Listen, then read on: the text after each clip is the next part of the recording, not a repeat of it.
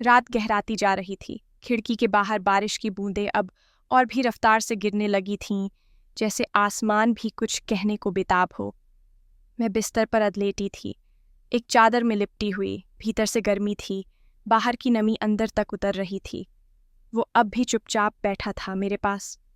तुम्हें ठंड तो नहीं लग रही? उसने मेरी ओर झुककर पूछा।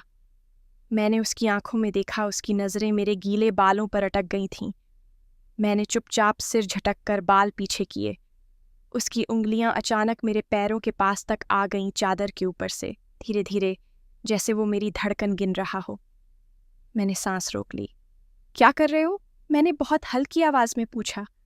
आवाज खुद भी अपने कानों को छूने से शर्मा रही थी। कुछ नहीं, बस तुम्हें महसूस कर रहा हूं।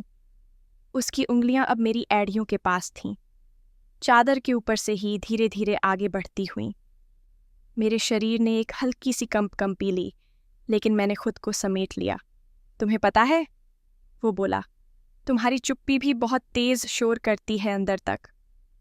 मैंने आंखें बंद कर लीं। अब वो मेरी हथेलियों को अपने हाथों में ले चुका था। थोड़ा पास आओ, मैंने कहा। इतना दूर मत बैठो। मुझे तुम्हारे बदन की गर्मी चाहिए, नहीं तुम्हारे साथ होने की गर्मी। वो थोड़ा झुका। अब उसके बाल मेरी गर्दन को छू रहे थे, मेरे कान के पास उसकी गर्म सांसें, और मैं खुद से भी कुछ छुपा रही थी। उसकी उंगलियां अब मेरी उंगलियों के बीच में उलझ चुकी थीं। थोड़ा और कसकर पकड़ो मुझे, मैंने फुसफुसाया। अगर मैं कसकर पकड़ लूं तो तुम टूट जाओगी। उसका जवाब था, मगर आवाज में एक कंपी थी। रात ने हमें ढंक लिया था। बारिश की हर बूंद हमारी हर चुप्पी के बीच गिर रही थी।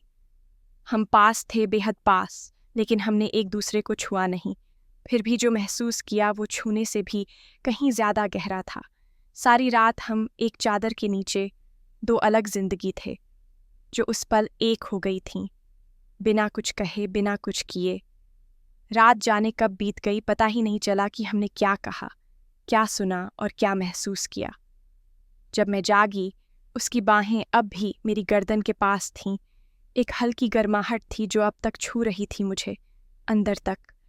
उसका सिर मेरी ओर झुका था और बाल मेरी गालों से खेल रहे थे। मैं हिली नहीं, बस सांसें थामकर उसे महसूस करती रही। धीरे से अपनी आंखें खोलीं तो देखा, वो मुझे ही देख रहा था। कब से जागे हो? मैंने धीरे से पूछा। जब से तुमने करवट ली थी तभी से, मैं मुस्कुराई। फिर तो तुमने सब कुछ महसूस कर लिया होगा। सब कुछ नहीं, उसने कहा।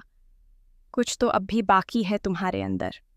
उसका हाथ अब मेरी कमर के पास था। चादर थोड़ी सी खिसक गई थी,